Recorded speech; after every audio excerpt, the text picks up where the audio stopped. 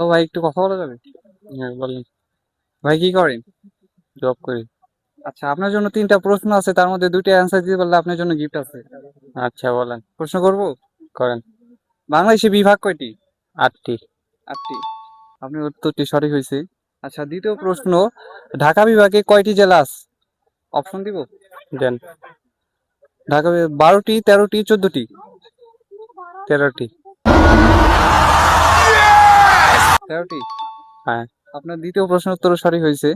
আচ্ছা, লাস্ট প্রশ্ন, বাংলাদেশে আয়তন অনুযায়ী সবচেয়ে বড় জেলা কোনটি?